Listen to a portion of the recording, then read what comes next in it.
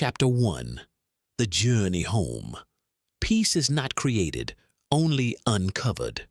Tonight, I invite you to set aside all worries, all burdens, and all will to have to do something. Allow your body, your mind, and your very soul to sink into the simplest truth. You don't have to go anywhere to find peace. Peace is not a mountain peak you must climb. It is not a complicated meditation technique you must perform correctly. It is not a reward you will receive after living a perfect life. Listen to me with the softness of a falling leaf. Peace is your original nature. It is already there, always available. Original nature. The still mountain lake of Buddha nature. We often approach the search for tranquility with the mindset of a warrior. We need to add. Add a teaching. Add a breathing technique. Add an hour of meditation. Add an effort to eliminate distracting thoughts. But the ancient wisdom of Zen invites us to do the exact opposite. We are invited to subtract. Subtract the struggle. Subtract the grasping. Subtract the resistance.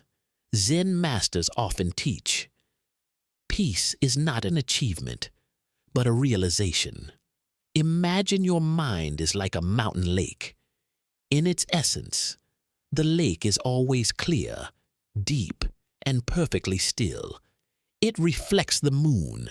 It reflects the blue sky perfectly. This is your Buddha nature, your bright and unconditionally peaceful nature. But then the winds of life blow in, worries, anger, regrets. Those winds stir the surface of the lake, turning the perfect reflection into a distorted, chaotic image. Your peace has not vanished.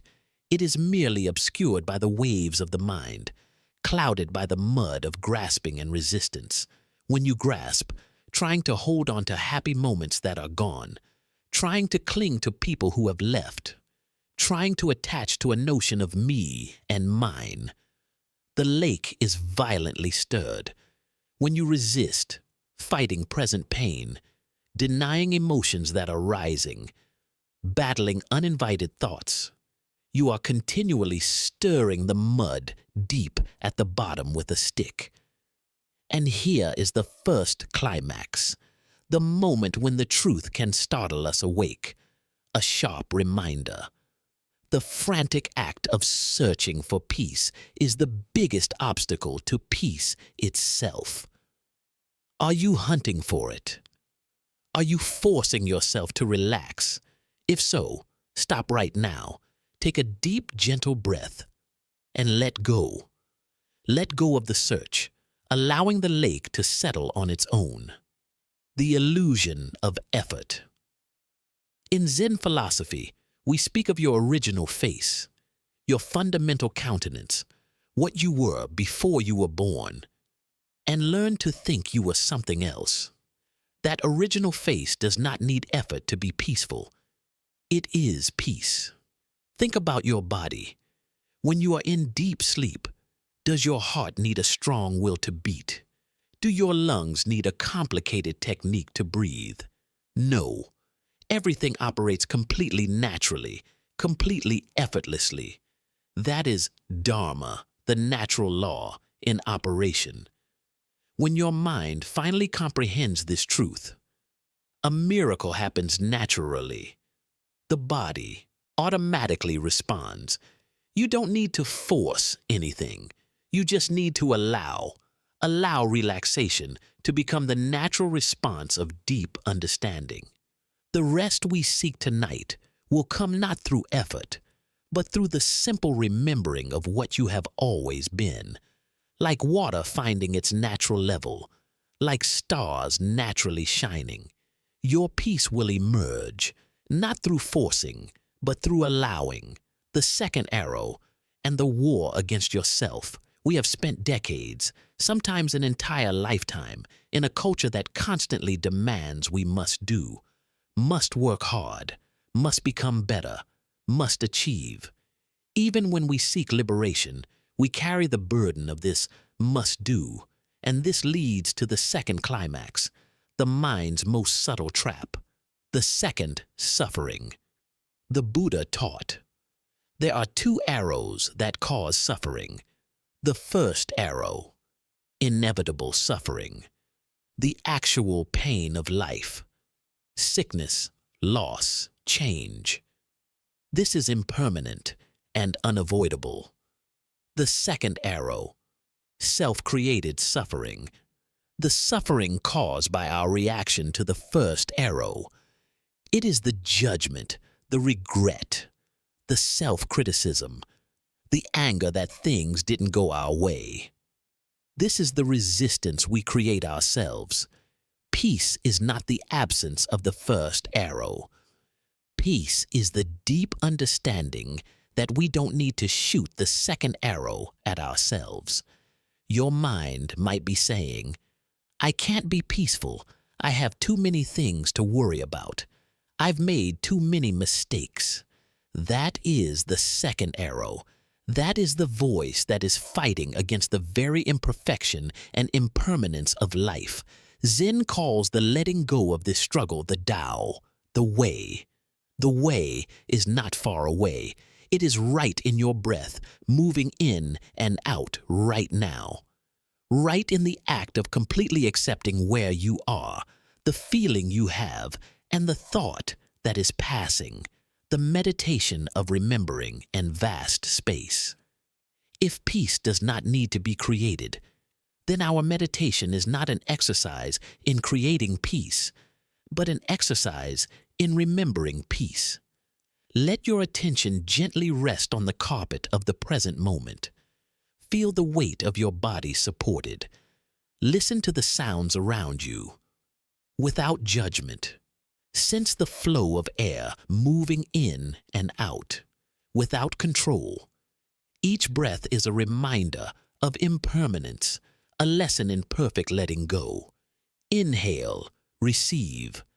Exhale, return. Not a single moment is yours to hold on to.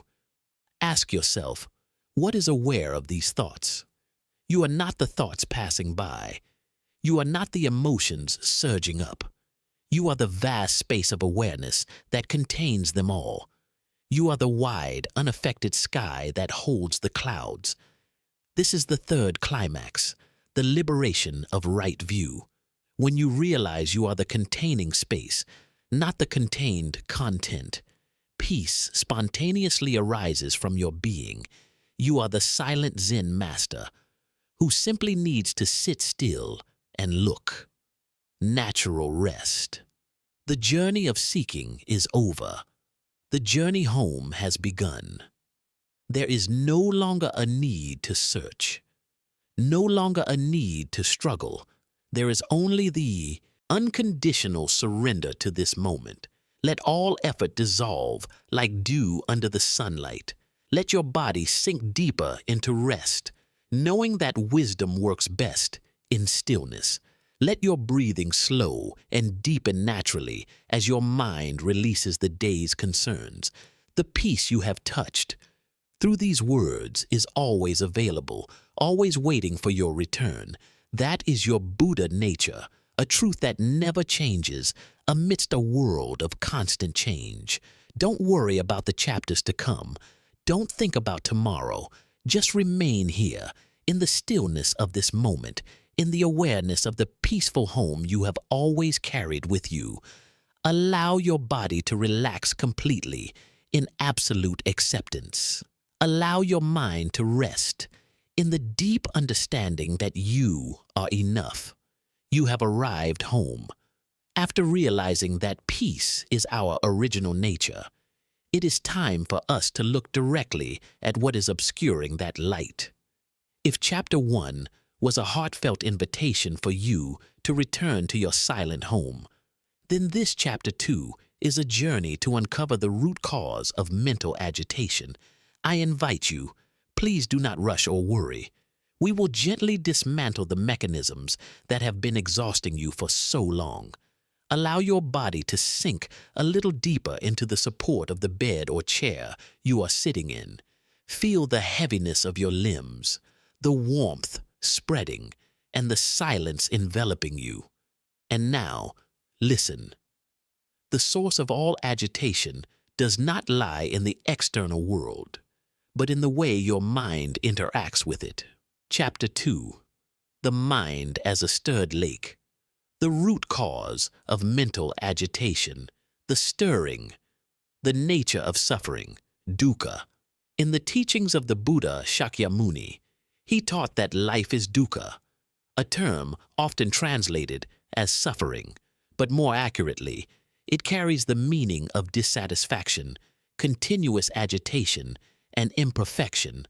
Like a wheel mounted on a misaligned axle, every journey we take creates a wobble and a bump. Our mind is the lake we spoke of. In essence, it is a perfect mirror reflecting the truth. But we continually stir it with two core behaviors, struggle and grasping. The struggle. This is the act of fighting against reality. I don't want to feel this sadness. I don't want that person to leave. I don't want my body to age or get sick.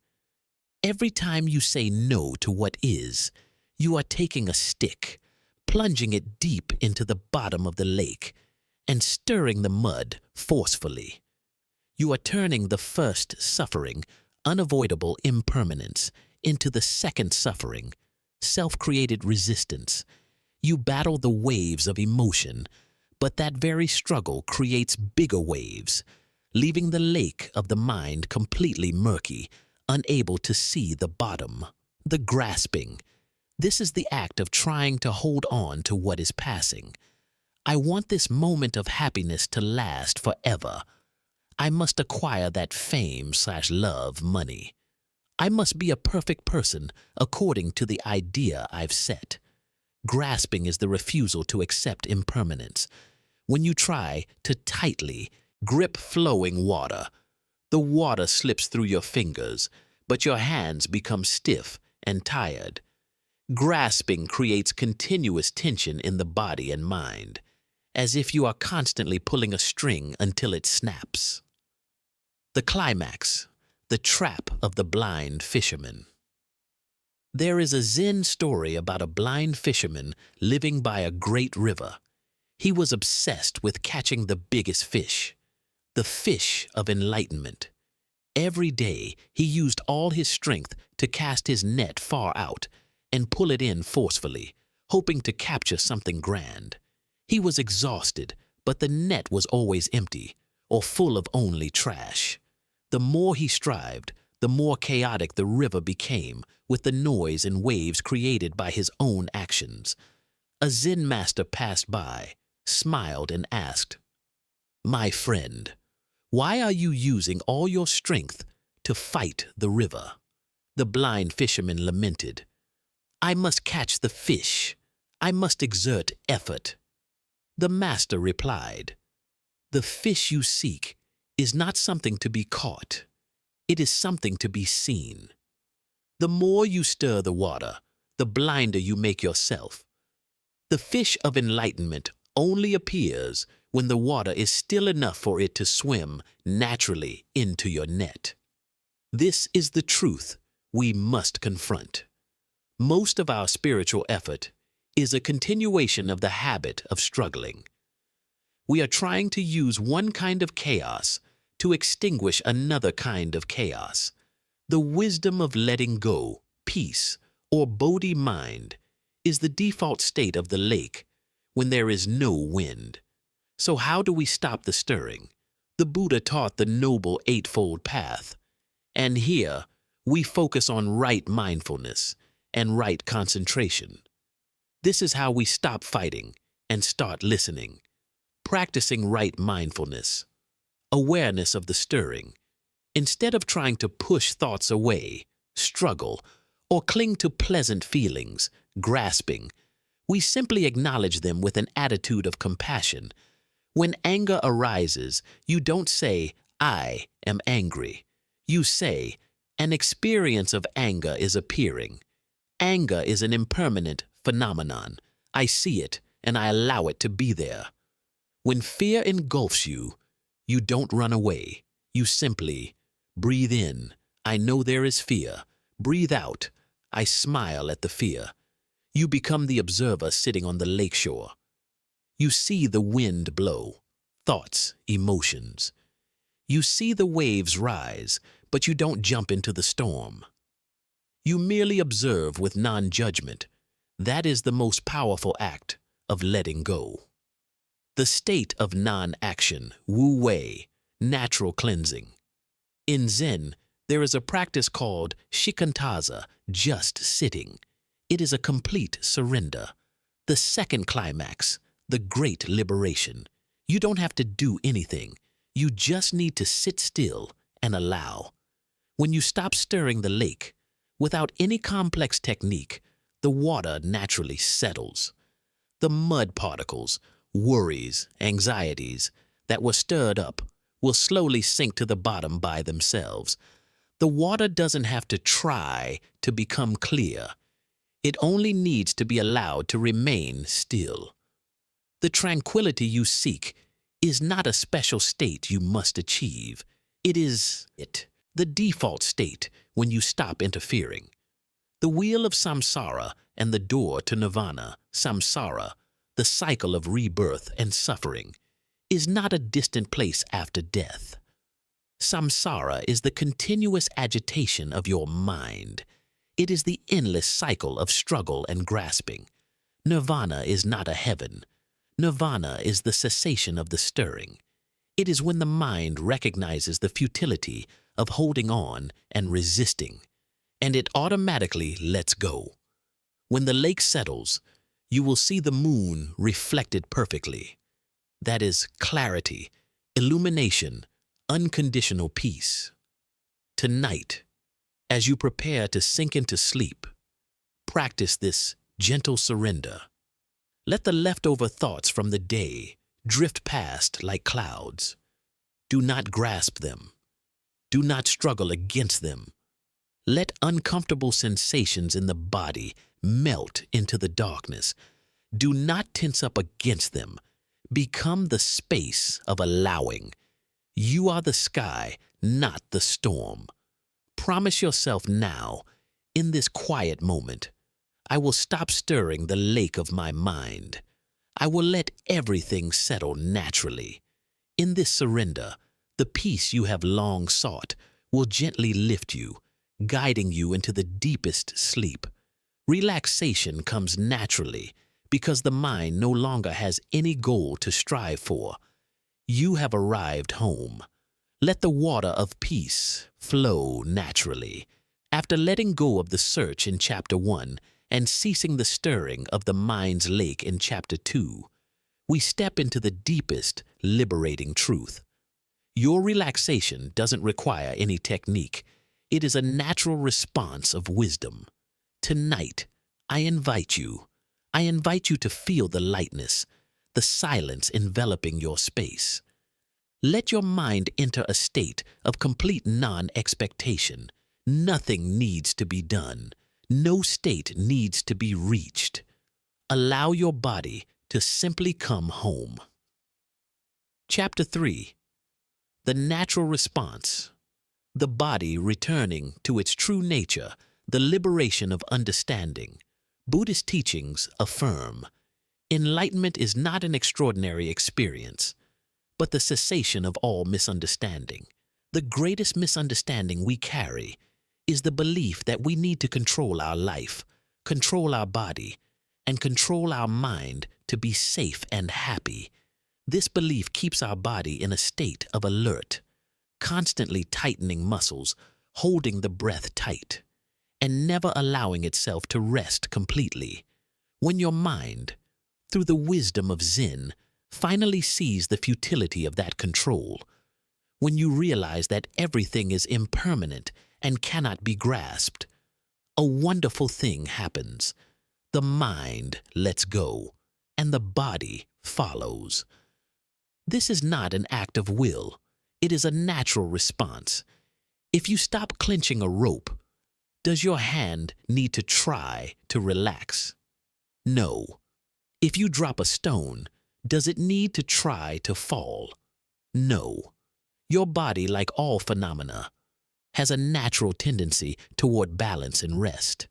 When the mind stops creating chaos, the energy previously used for fighting, tension, and worry is automatically redirected toward recovery and healing. The breath, the flow of perfect acceptance. The breath is the clearest evidence of this truth. We often approach the breath with the intention to fix it. Must inhale deeper, must exhale slower, must control it to calm the mind. But Zen teaches that the breath is not a tool for manipulation, but a teacher to be listened to. Feel your breath right now. What is it like?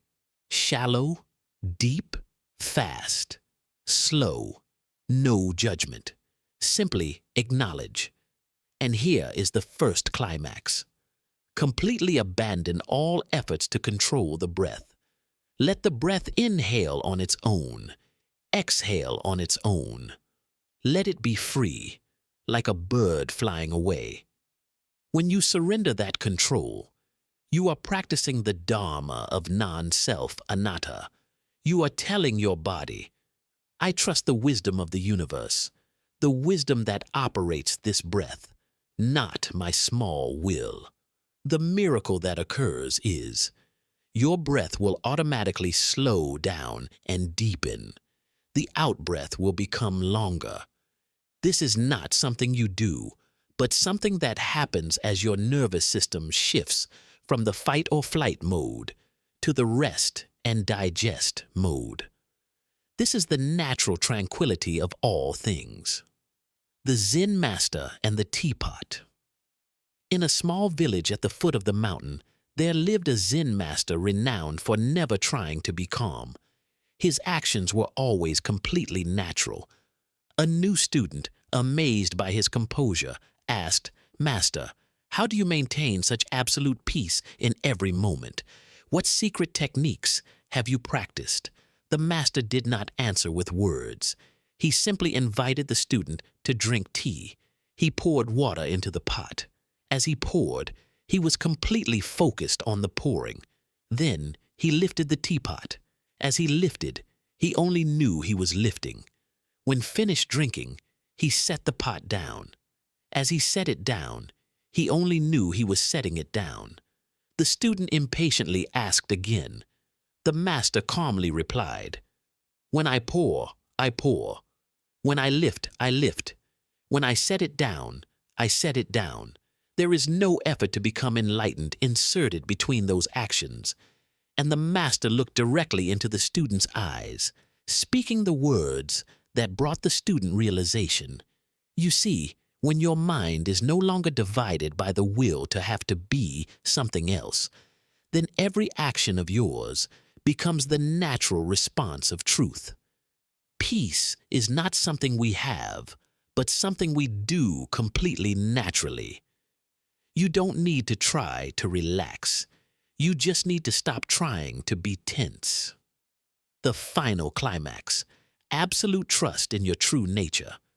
Tonight, when you feel a muscle tightening or a worrying thought swirling, do not use willpower to fix it. Use wisdom to recognize that. It is the grasping and resistance that created those problems. And here is the final climax, the liberation of Chapter 3. Let go. Trust. Trust that your heart knows how to beat without your intervention. Trust that your digestive system knows how to work without your direction. And most importantly, trust that your true nature is peace. Allow your body to sink deep into rest. Like a ship anchored in a safe harbor, your body is listening to these words, and every word is an invitation for it to surrender the vigilance it has maintained all day. Your breath is the flow of life. Your body is the temple of peace. Your mind is the vast sky. You don't need to do anything but allow. Let this relaxation become a natural response to complete surrender. Sleep peacefully in profound gratitude for the wondrous simplicity of the way. We have explored the inherent peace within and ceased the stirring of the mind's lake. Now we begin the journey deeper into the core of Zen wisdom, acceptance, or what is known as tui duyin, following conditions, accepting circumstances. What is it that prevents you from sinking into the deepest sleep each night? Often, it is not a major event, but a lingering feeling. The clinging to how things should be, instead of accepting how they are. I invite you, let all remaining tension in your soul be released. Allow this story to guide you through the doorway of clinging, into the liberation of unconditional acceptance. Chapter 4. The 40-Year Library, the clinging to knowledge and form. Kosen, the gatekeeper of form, opening with the story to engage the listener. In a tranquil monastery nestled amongst bamboo forests, there lived a Zen master named Kosen. Kosen was not famous for his sharp teaching or miracles, but for his library. For over 40 years, with extraordinary patience and dedication, Kosen had meticulously collected thousands of scrolls of scriptures, philosophical treatises, and ancient poetry from across the land. His library was a marvel of carefulness, a treasure trove of the form and shell of the truth, Dharma. Kosen regarded these scrolls not merely as ink and paper, they were salvation. He cleaned them daily, arranged them in perfect order, and sometimes he whispered to them as if they were close confidants.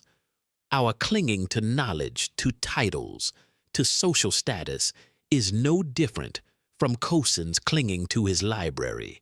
We believe if I possess enough truth, literally or figuratively, I will be safe.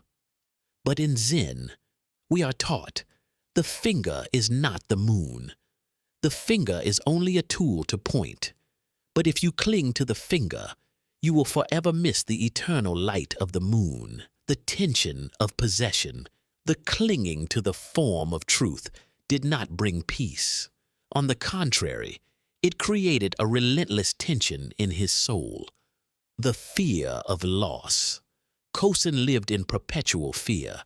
If a scroll became damp, a book was gnawed by rats, or if someone borrowed and failed to return one, he would feel as if a part of his soul had been stolen. The rigidity of concept. He believed that the truth could only be found within these books. This made him rigid and unable to see the truth dancing right in the song of a bird, right in his own breath. Here is the first climax. The more you try to hold on to something, the more anxiety you create for yourself about losing it. Look at your own life. Are you clinging to self-image? I must be a perfect mother, father, a brilliant employee, someone who never makes mistakes, memories. I cannot let go of the regret of the past, or the sorrow over a relationship that ended. Possessions. I need these things to feel safe and complete. Each of these clingings is an invisible rope binding you. Kosen's library was not a place of peace. It was his own golden cage, the great fire, when emptiness attacks. One dark night, a terrible calamity occurred. A fire flared up violently from the kitchen and quickly spread to the library. Kosen's clinging immediately turned into frenzy. He rushed in, trying to save every scroll, but the heat and smoke overwhelmed him.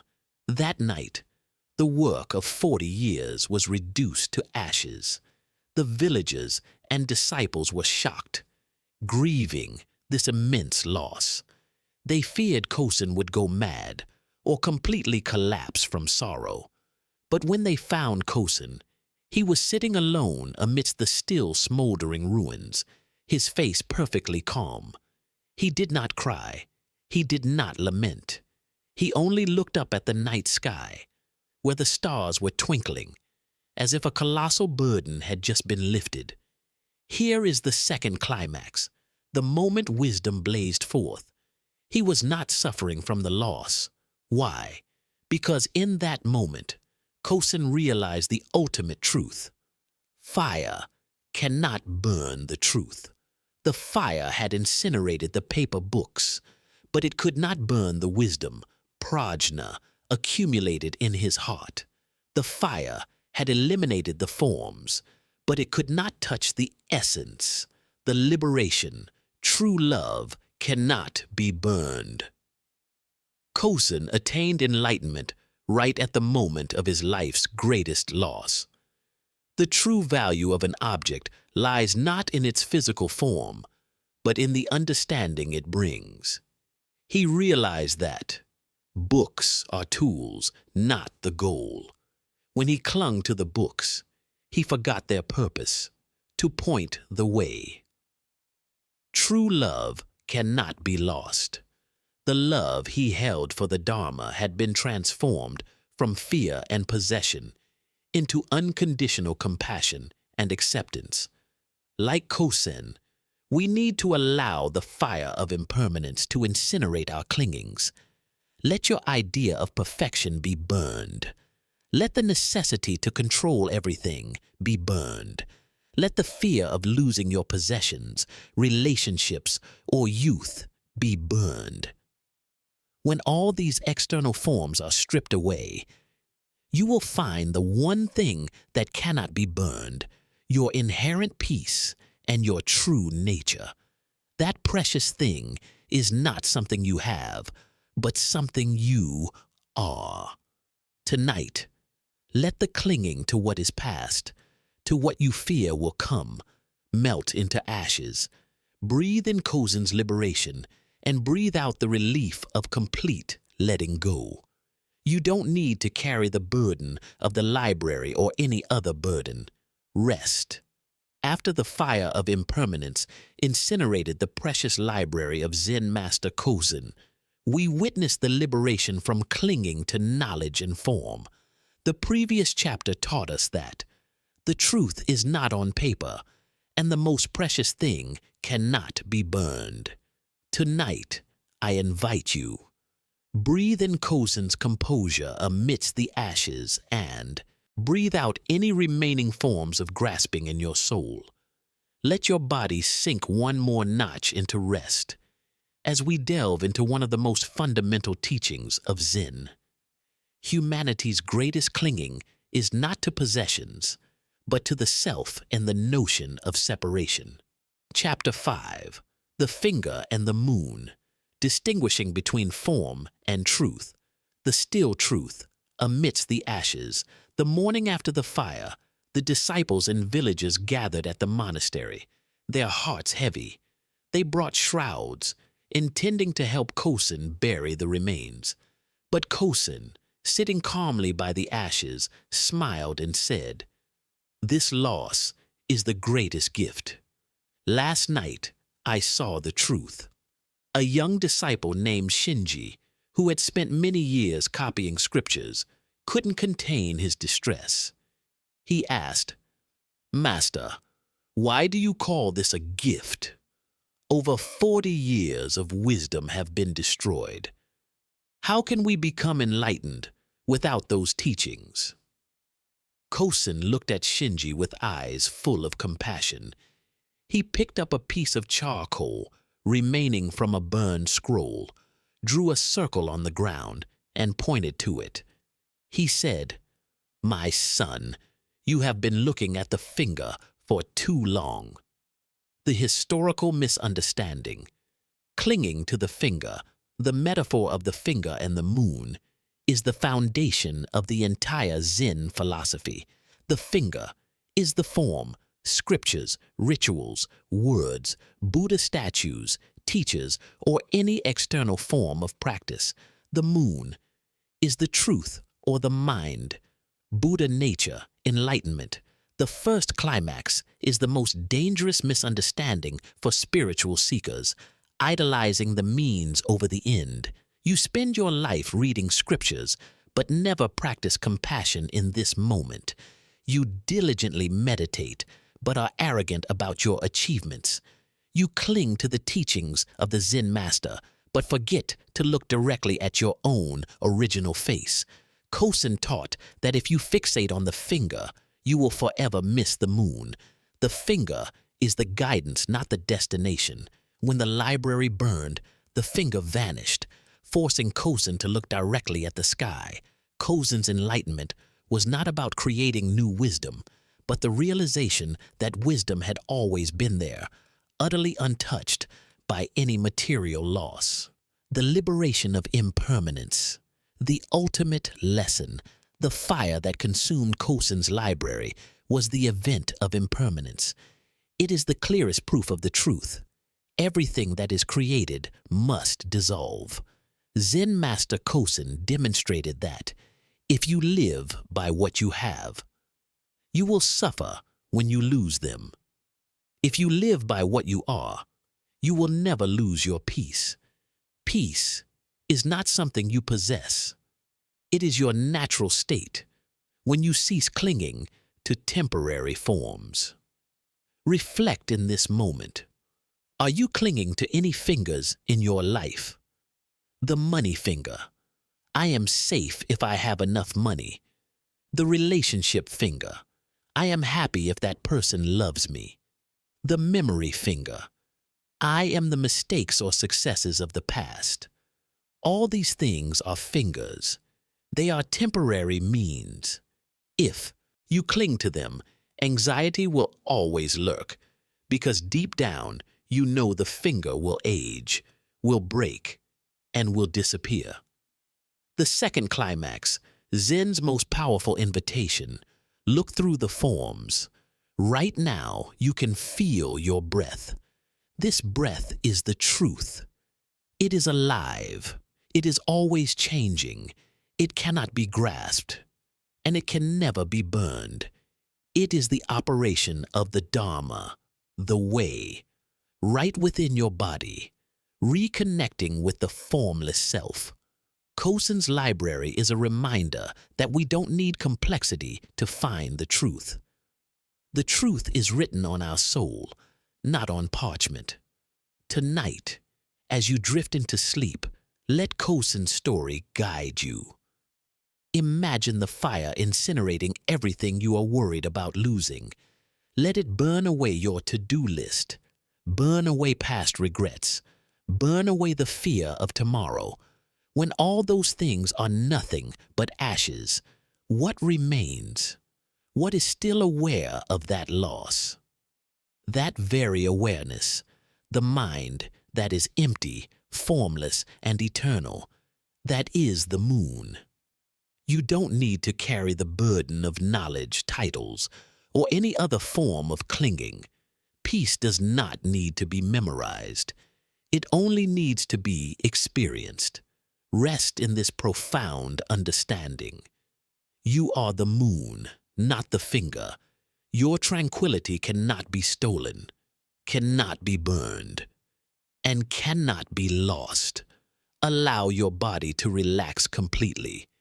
In the liberation from the burden of clinging to form, we have walked through the liberating fire of Kosen, and we have learned to distinguish between the finger and the moon. The truth revealed through the flames is this: loss is liberation. Tonight, I invite you. Breathe in the stillness of a soul that has shed the burden of possession, and breathe out any resistance to the change unfolding in your life. We will delve into the final message of the Kosen story, transforming loss into the embodiment of wisdom. This is the moment where acceptance transforms into complete freedom. Chapter 6, Kosen's liberation, turning loss into the embodiment of wisdom, the disappearance of false belief. As the disciples in villages stood aghast at the ashes, they worried about the monastery's future. They asked, with no more scriptures, no more recorded teachings, How can we continue our path? Kosen did not answer with a complex philosophy. He simply looked up at the blue sky and pointed to a blade of grass newly sprouting from the cold ashes. He said, "The library has not burned, my children. It has merely been transferred." This is the first climax, a complete reversal of perception. Kosen did not view the loss through the lens of suffering, but through the gateway of liberation. The fire did not destroy the wisdom. It freed the wisdom from the prison of matter. For 40 years, Kosen had unwittingly contained wisdom within the scrolls. When the paper vanished, the wisdom was forced to return to where it belongs. His own mind, heart. Kosen's liberation is the collapse of the false belief that truth can be possessed or lost. It is the realization that truth is not a noun, but a verb. It is not something you have, but something you live. Material loss is spiritual wealth. When we are no longer burdened with protecting and preserving outer forms, our entire life energy is released. The freedom from the bondage of the name. We constantly define ourselves by what we have or what we do. I am a successful person. I am a dutiful mother. I am a knowledgeable person. Kosen was once Zen Master Kosen, the owner of the great library. This title was an invisible cage. It brought fame, but it also brought the fear of failure and loss. The fire incinerated that title. Amidst the ashes, Kosen was no longer the library owner. He was simply Kosen, the embodiment of Buddha nature. This is the second climax, the realization of the philosophy of no self, anatta. Your authentic nature cannot be found in any temporary title or role. When you allow loss, whether it is the loss of a job role, a relationship, or simply the passing of a day, to occur, you are practicing no self. You are asking yourself, if I am not this role, who am I? The answer is always liberation. You are pure awareness space. You are the light that cannot be extinguished, unaffected by the things it shines upon. The wisdom of the flow. After the fire, Kosen's life changed. He no longer taught by reading books or quoting scriptures. He taught by his presence. When he cooked, it was a lesson on mindfulness. When he swept the courtyard, it was a lesson on purification. When he was silent, it was a lesson on the empty mind. He transformed from a holder of knowledge to a liver of knowledge. This is Tui Duyen, allowing everything to be as it is, and letting your response be natural and true. Loss is a purification. It removes what is not essential, forcing you to return to what truly matters. It compels you to find wisdom right in this moment, rather than searching for it in a book or a distant memory. Kosen's wisdom is the lesson for us tonight. Accept impermanence. Anicca. Everything changes. Change is not the enemy, but the very nature of life. Drop the need to attain. You don't need to achieve peace. You only need to stop struggling with what is. Rest in liberation. Tonight, I invite you to use Kosen's story to let go. Let the wisdom of Zen Master Kosen guide you into deep rest. Every burden, every worry, every clinging to the idea that tomorrow must be different can be released right now. Breathe in, embracing the peace of a soul freed from titles. Breathe out, returning all attachment and all resistance to the universe. You do not need to carry the burden of the past. You do not need to build a new library for the future. Peace is already embodied in your breath. Rest in the liberating truth that the most valuable thing within you cannot be burned. Allow your body to sink deeper with the lightness of one who has shed all unnecessary possessions. We have followed Zen Master Kosen through the fire, that consumed the library, witnessing the liberation from all forms and the clinging to knowledge. The previous chapter taught us to look directly at the moon instead of just the finger. Tonight, I invite you. Breathe in the stillness of a soul that has let go of the burdens of the past and breathe out any anxiety about the future. We will conclude Kosen's lesson with a profound transformation.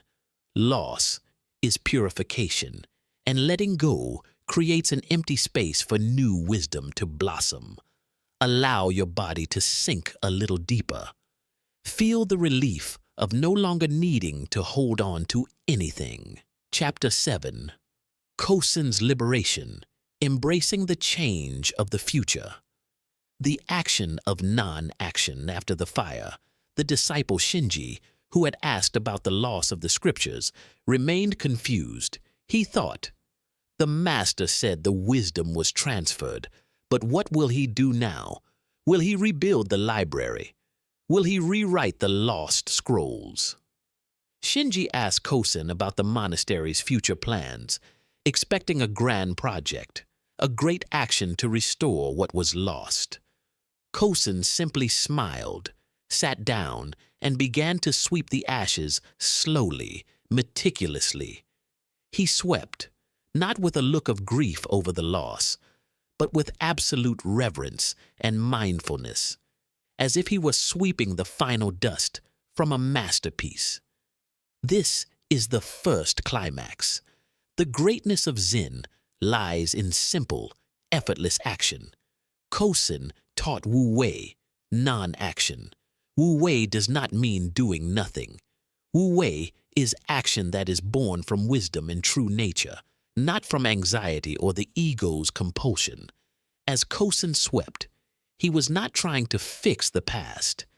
He simply accepted the reality of the ashes and acted in perfect accordance with the present moment. When we struggle, we are trying to force the future to conform to our desires.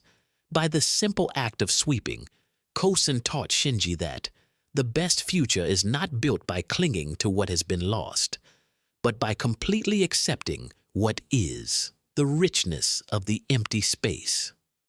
The greatest liberation from Kosen's story is the acceptance of the empty space. The Zen master often said, "The value of the bowl lies in the empty space within it. If the bowl is already full, you cannot pour anything more in."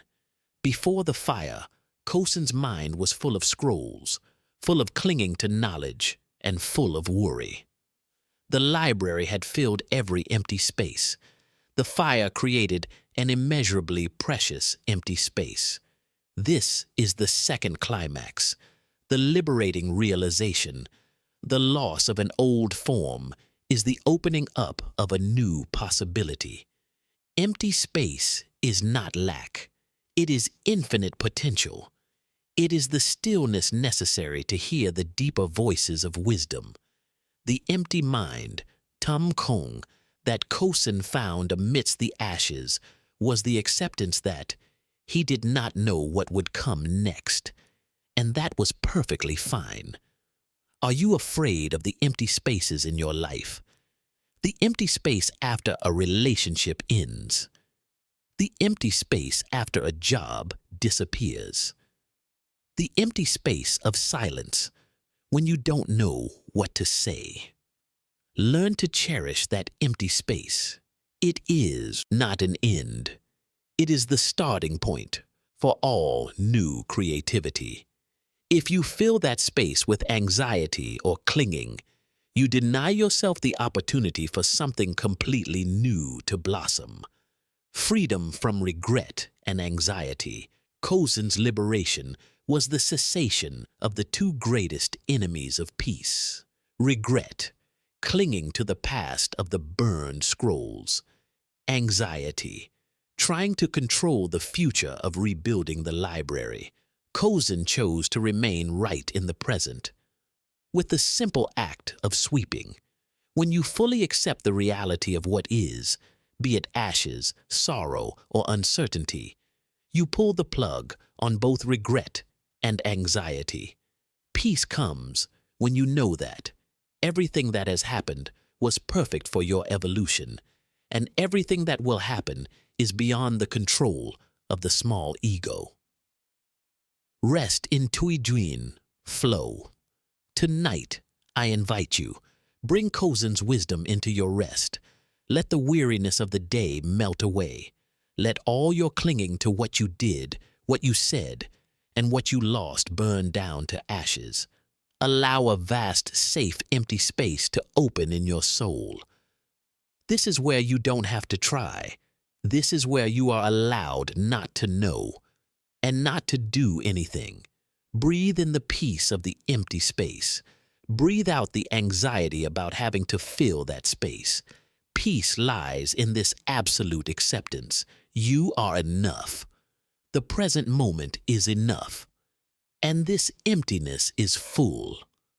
Allow your body to sink deeper in the relief of one who has accepted that loss is liberation and that the future will be cared for by the wisdom of Wu Wei, non-action. We have completed the first major lesson on accepting loss and letting go of clinging through the story of Zen Master Kozen. The fire purified all forms, forcing us to look directly at the moon of our true nature. Tonight, I invite you. Breathe in the stillness of a soul liberated from the burden of possession, and breathe out any self-criticism still clinging to your heart. We will begin a new lesson, embracing imperfection. Allow your body to sink one rhythm deeper as we enter the garden of a young gardener obsessed with perfection. Chapter 8. The Craving for Perfection, Daiki and the Model Garden, the Dream Garden and Judgment. At another monastery, nestled deep in a misty valley, there was a young gardener named Daiki. Daiki was a diligent apprentice, but he carried a heavy burden in his soul, the obsession with perfection. While other Zen masters taught about Tui Duyen, flow, acceptance, Daiki tried to force the world into an ideal template he had created in his mind. Daiki's garden was a masterpiece of control. Every stone was placed at a perfect angle. Every shrub was trimmed down to the millimeter. Not a single weed was allowed to take root. For Daiki, this perfection was not just gardening art. It was the path to enlightenment. He believed, if my life and my garden are perfect enough, I will never have to suffer. But this very craving created the greatest suffering, the stress of resistance. The pursuit of perfection is a subtle form of resistance. It is you saying no to the impermanent nature and the imperfect nature of the universe. Daiki lived in a state of continuous tension towards himself. He was relentlessly self-critical when making the slightest mistake. I must meditate better. I must work harder.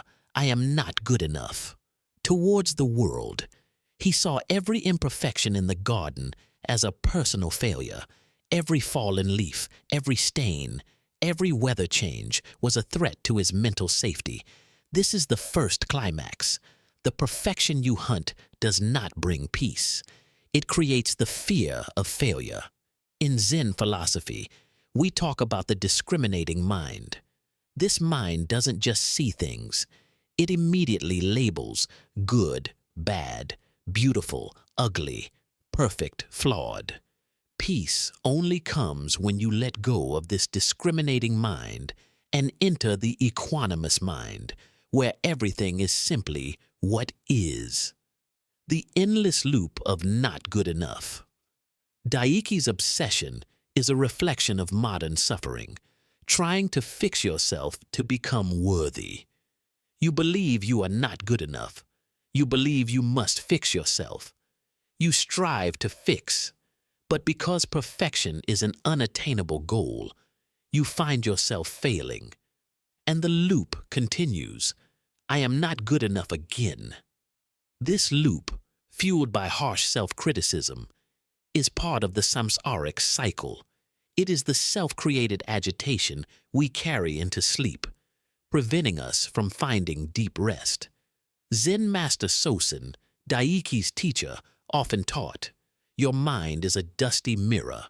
You constantly try to scrape away the dust with your own fingernail, but the very act of scraping scratches the mirror even more." The truth is, you are already perfect in your imperfection.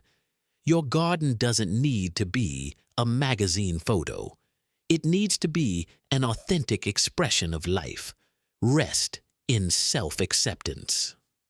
Tonight, I invite you. Relinquish all pressure to be different from who you are.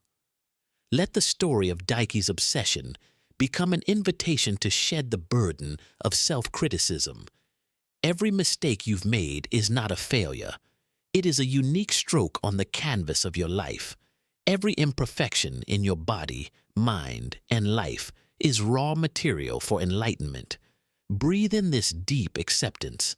I accept myself right now with all my flaws, all my mistakes, and all my shortcomings. Breathe out every intention to fix or control.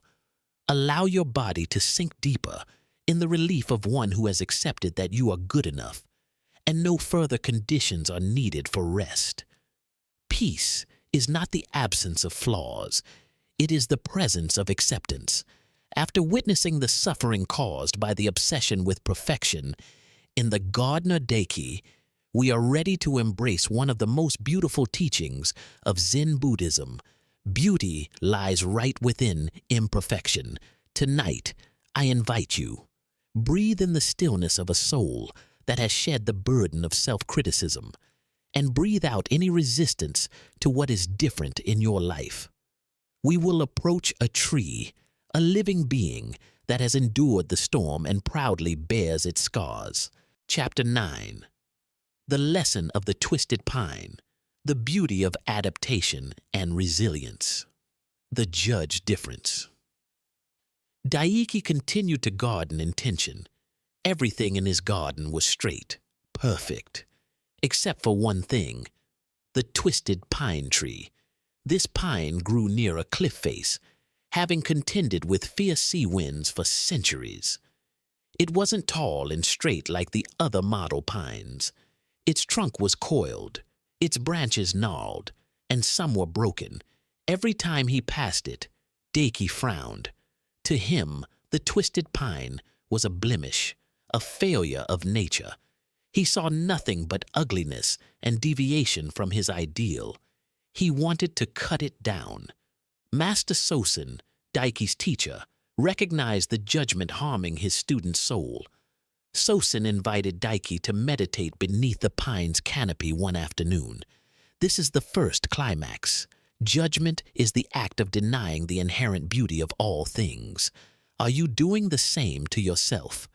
Do you look at your scars, your mistakes, your differences, and see only ugliness? The truth of the storm and the tree's wisdom. Master Sosen began to speak, his voice deep, like the wind through the needles. Daiki, what do you see in this pine? You see the gnarled nature, the imperfection. But do you see its story? Sosen pointed to the twisted branches. Each time the sea wind came, it did not try to resist the force with rigid stiffness. If it had, it would have broken. Instead, it bent, it adapted, it twisted to seek light and survival. He continued, "This pine does not possess the perfection of young trees. It possesses the wisdom of resilience. These twists are not mistakes. They are evidence of survival. This tree has accepted impermanence and suffering as its teachers." This is the second climax. The shift in perception, the perfection Daiki sought, was dead stillness, a refusal to change. The beauty of the twisted pine is resilient vitality, an acceptance of the flow of life. The lesson of the tree is the lesson of Tui Duyen, flow. Use your challenges as the material to create who you are. The scars you bear, the times you stumbled, do not make you less worthy. On the contrary, They are the deep carvings that make you unique and strong. The beauty of wabi-sabi, embracing flawed existence. In Japanese Zen culture, there is a concept called wabi-sabi. It is the beauty of imperfection, impermanence, and incompleteness. Wabi-sabi teaches us the older an object is, the more worn, the more signs of use it bears, the more beautiful it becomes. A chipped tea bowl, a moss-covered wall, a wrinkle on a face, all are truth. All are life inscribed. Daiki, sitting beneath the twisted pine, began to understand. He realized that when he struggled to be perfect, he was trying to resist life itself. When he accepted the gnarled nature of the tree, he found acceptance within his own soul. Peace lies not in becoming a perfect ideal, but in becoming an authentic and resilient version of yourself. Rest in the beauty of flaw. Tonight, I invite you, bring the light of this understanding into your rest. Let go of the idea of who you should be and simply accept who you are. You do not need to be straight. You are allowed to be gnarled, allowed to be twisted by the storms of life. Your spiritual scars are not things to be ashamed of. They are evidence of resilience and courage. Breathe in, receiving the liberation of the twisted pine. Breathe out, returning all judgment of your own imperfection to the universe. Allow your body to sink deeper into the peace that comes from total acceptance. You are already a masterpiece, not despite your flaws, but because of them. The deepest rest comes when you stop fighting yourself. We are delving deep into the lesson of embracing imperfection through the story of the young gardener Daiki. In the previous chapter, we contemplated the twisted pine, a vivid symbol of resilience and beauty shaped by the storm. Tonight, I invite you. Breathe in the profound stillness of a soul ready to view its scars not as failures, but as the imprints of life. Breathe out any lingering self-judgment. We will witness the most subtle transformation. When perception changes, the things themselves don't change, but everything becomes new. Chapter 10. Perception shifts. The transformation from criticism to appreciation, the cessation of the discriminating mind. Master Sosen did not ask Daiki to cut down the twisted pine. He simply requested Daiki to practice shikantaza, just sitting beneath the tree for 3 days and 3 nights. Daiki was accustomed to doing, meditating using techniques, pruning, controlling.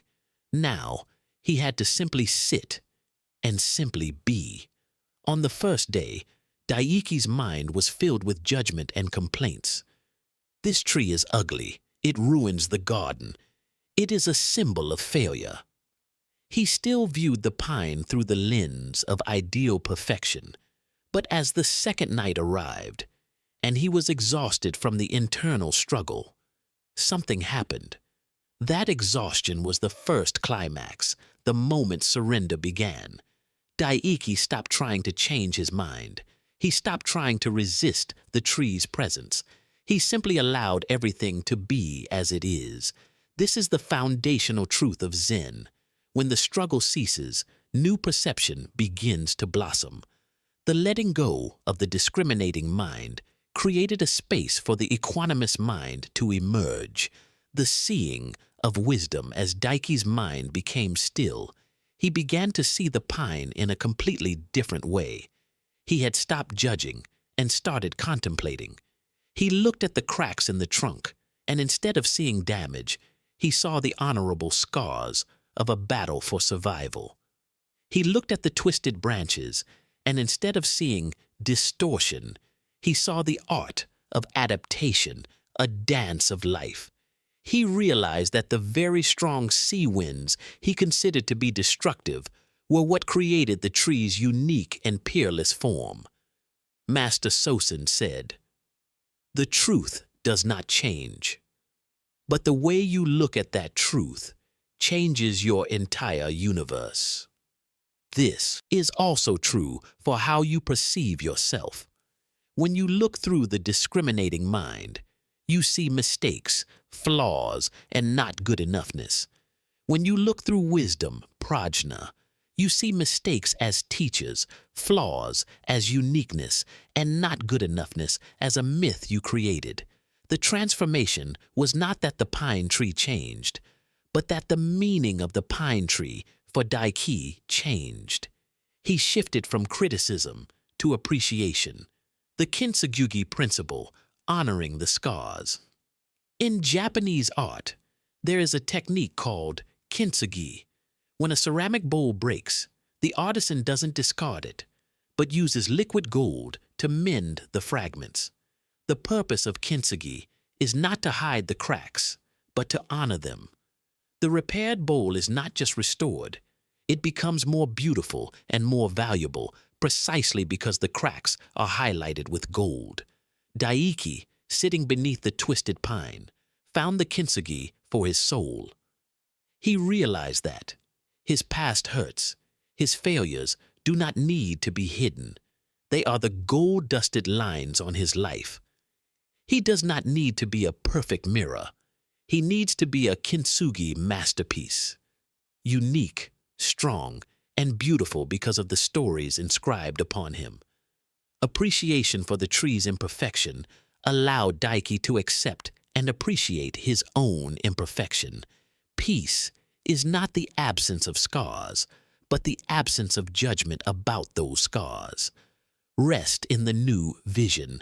Tonight, I invite you, bring Daiki's shift in perception into your rest. Let the light of stillness shine upon any part of yourself you are criticizing or trying to fix. Breathe in and say to yourself, I see myself. I accept myself. I appreciate myself. Breathe out, releasing the will to be different. Peace lies in the truth that you are perfectly created in your imperfection. You don't need to change. You just need to change your view. Allow your body to sink deeper in the relief of one who has let go of the burden of perfection and has found absolute beauty right in this moment. We have followed the gardener Daiki through his struggle with the notion of perfection and witnessed his shift in perception as he saw the twisted pine not as a failure, but as a masterpiece of resilience. Tonight, I invite you, breathe in the stillness of a soul that has let go of the need to fix itself, and breathe out any lingering self-criticism. We will conclude the lesson on imperfection with a liberating truth. The perfection you seek already exists within your very nature.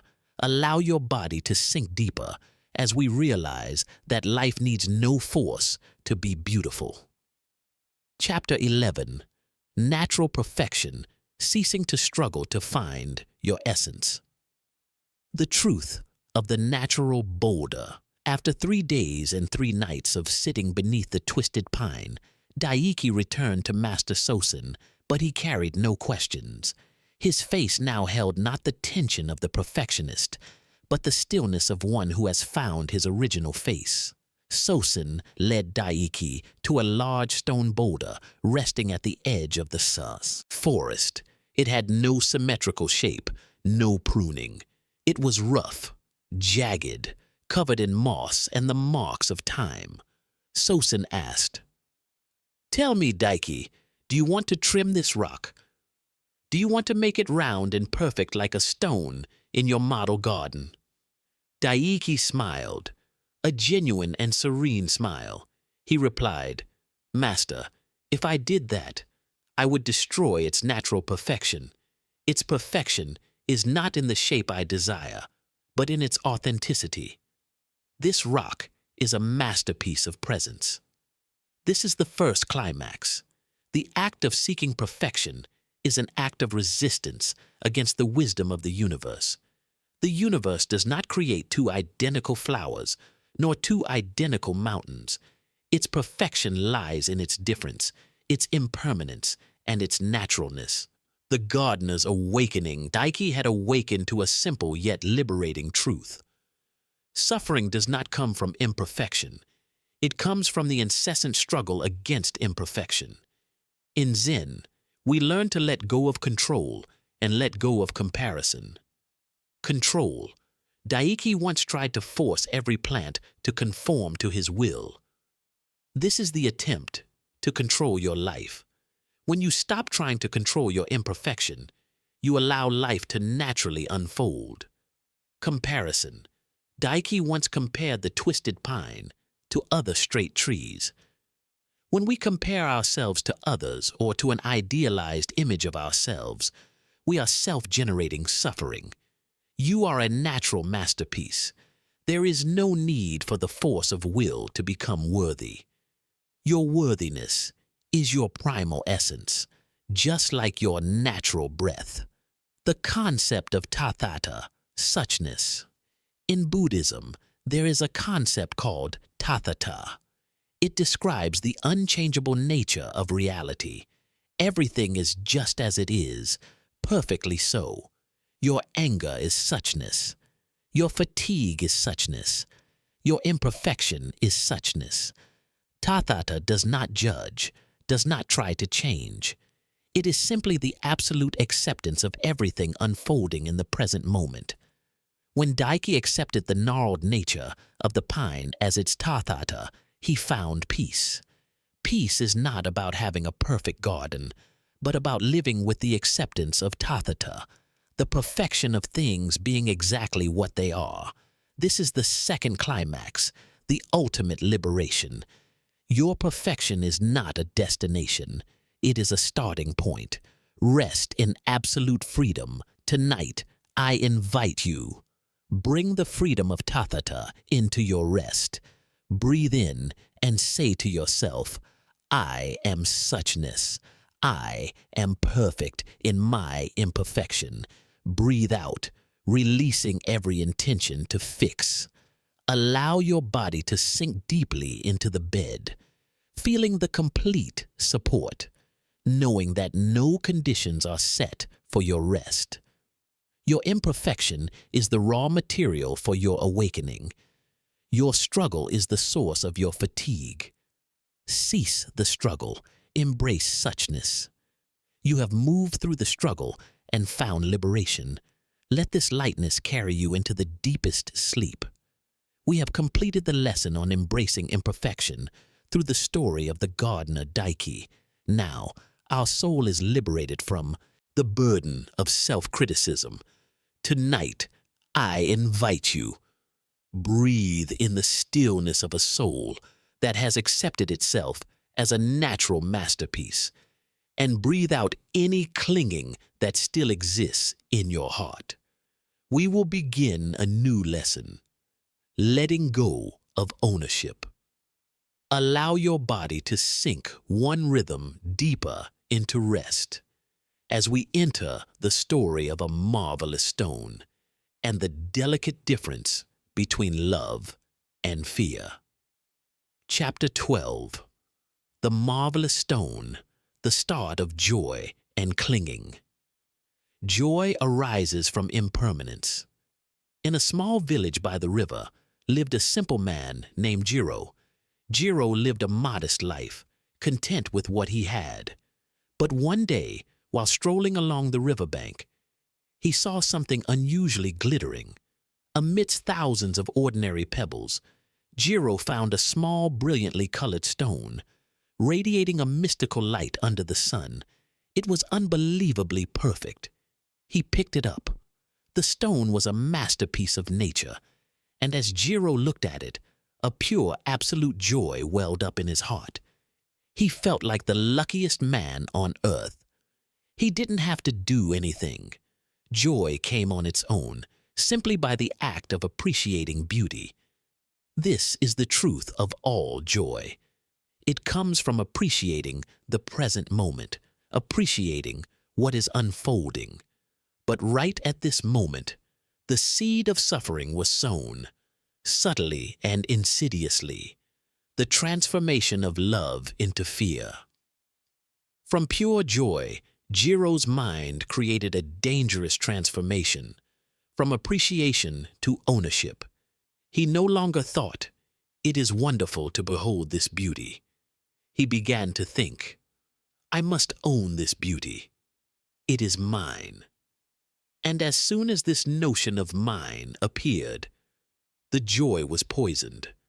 The stone no longer brought light. It brought burden. Jiro began to hide the stone in his pocket, afraid it would be stolen. He couldn't sleep, constantly checking if the stone was still there. He stopped strolling by the river, afraid of losing it. He no longer saw the beauty of the stone, but only the notion of potential loss. This is the first climax, a painful truth. Ownership transforms love into fear. In Buddhism, we call this greed, tham. But it's not just material greed. It's psychological greed, the craving to control and hold on to experiences, the trap of subtle, grasping. Look at your life tonight.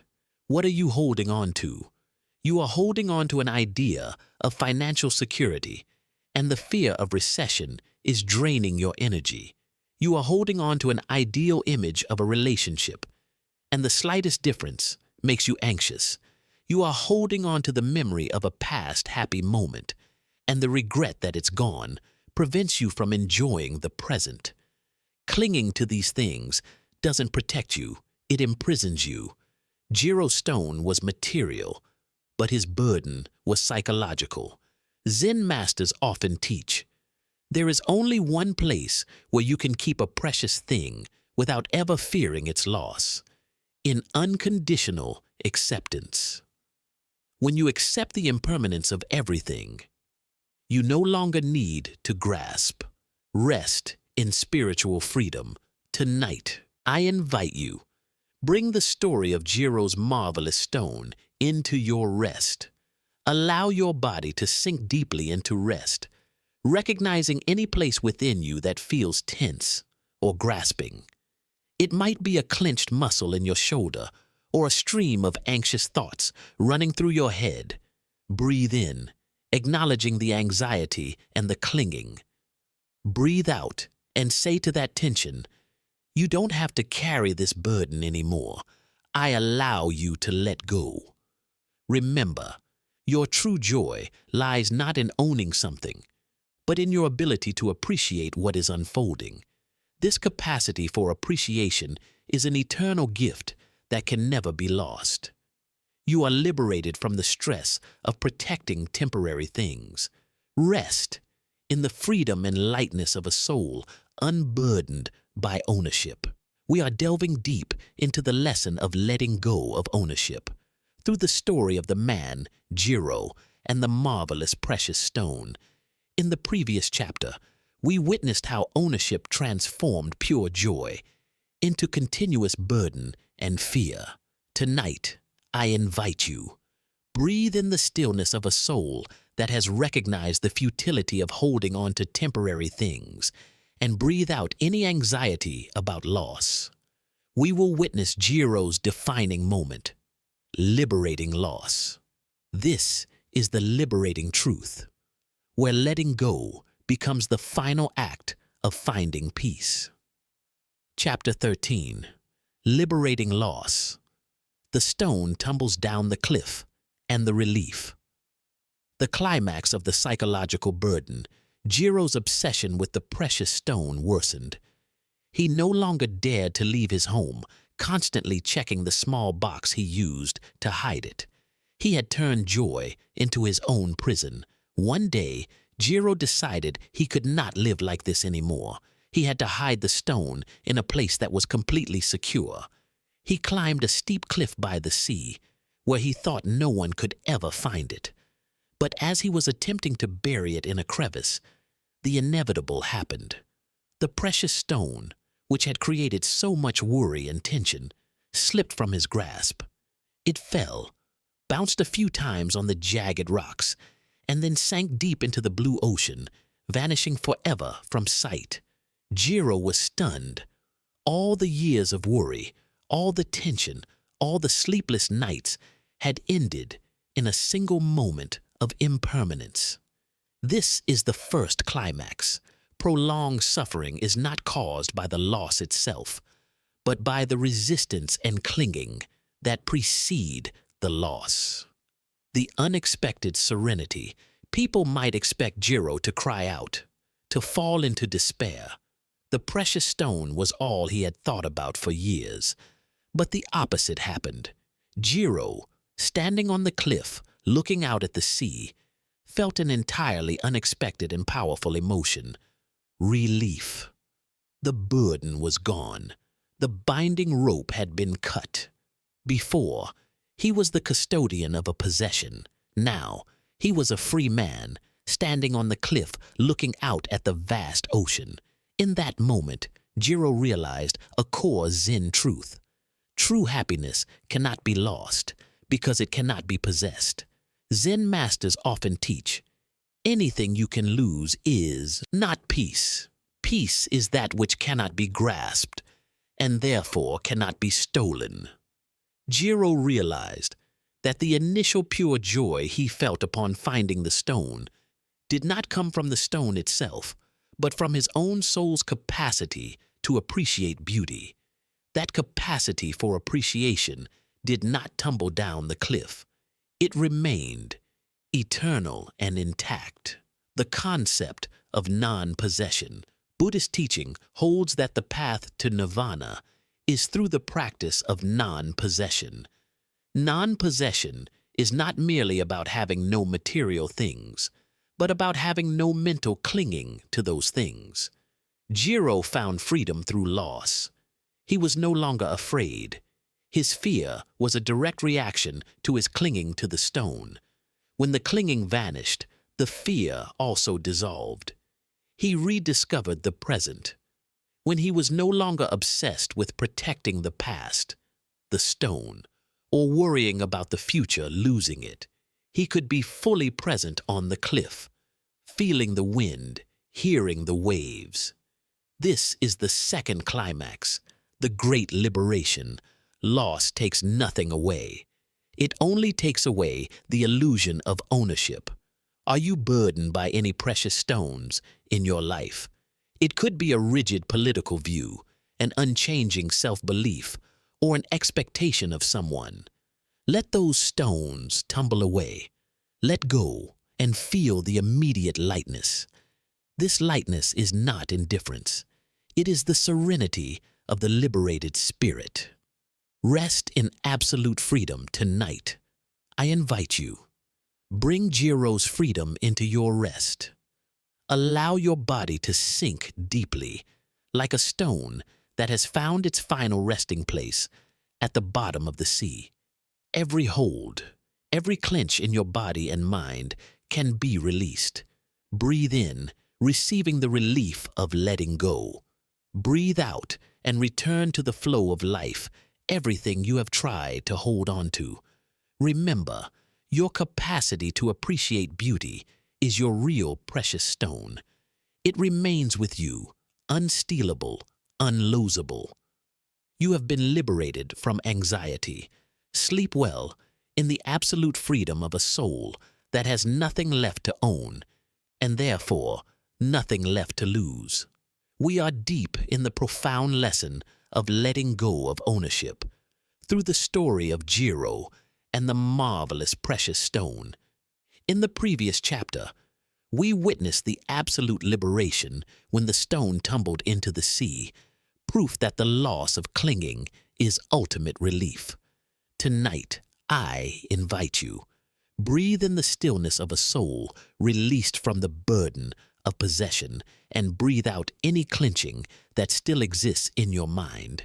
We will delve into the core truth of this story.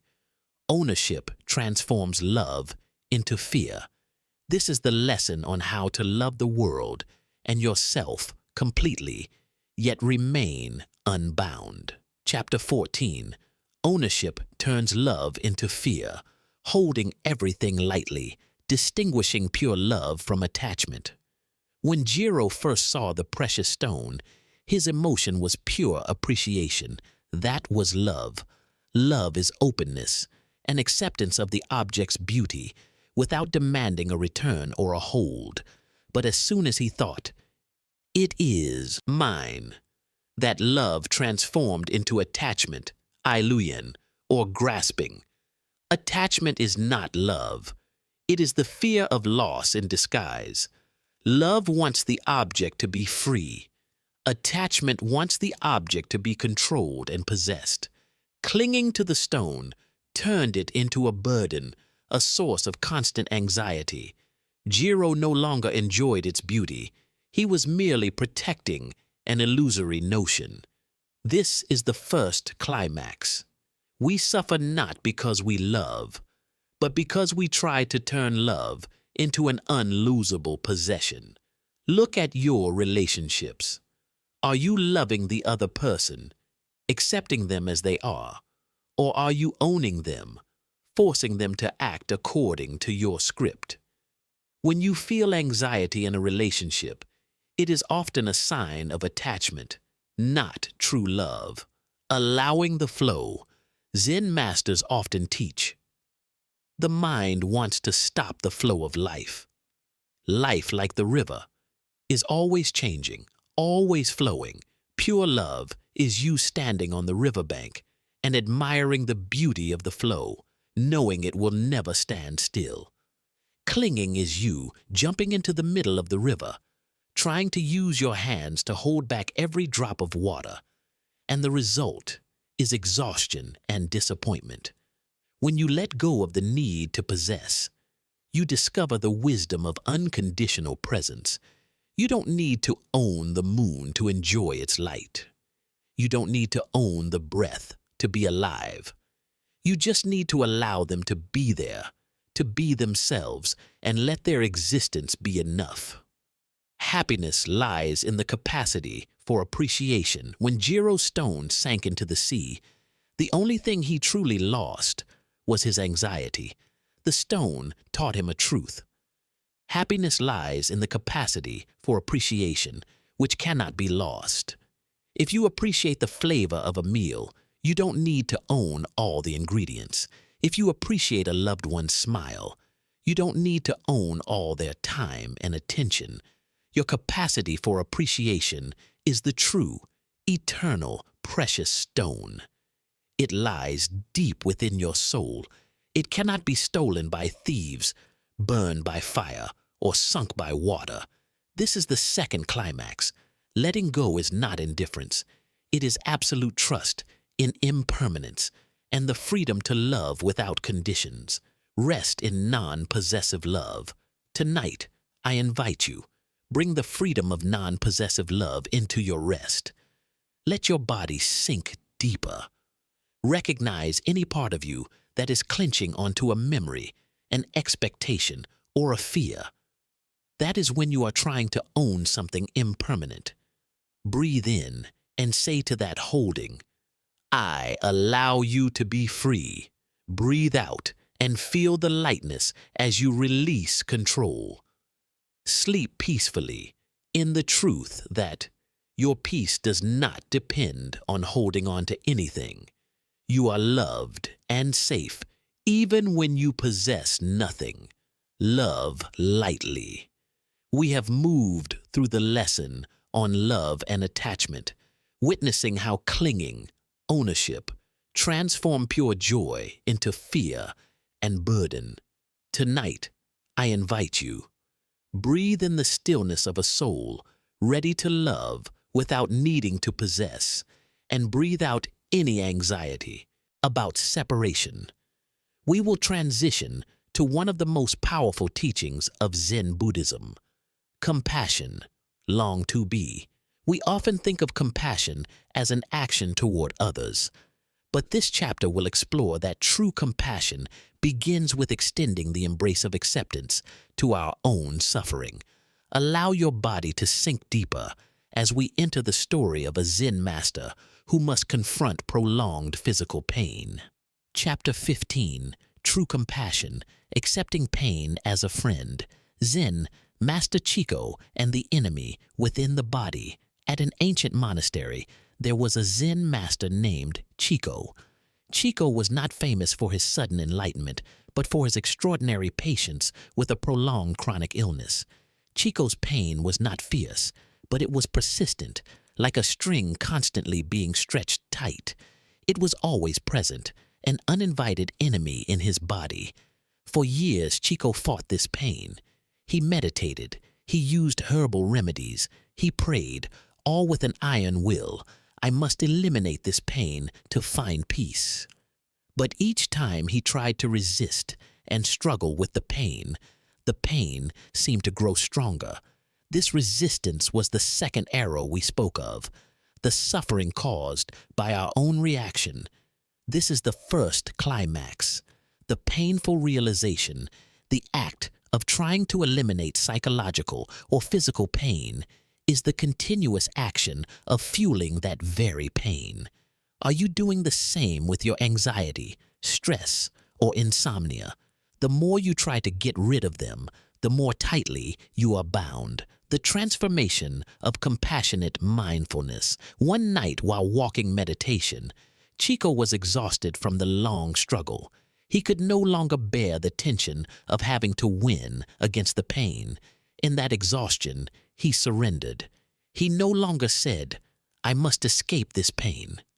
Instead, a new, gentler question arose in his mind. "If I don't fight, what will I do?" And the answer echoed in the stillness. "Love it." Chico changed his approach. He no longer treated the pain as an enemy to be defeated. He began to treat it as an uninvited guest, a crying child in his body, needing to be accepted and listened to with compassion. He directed his attention to the site of the pain.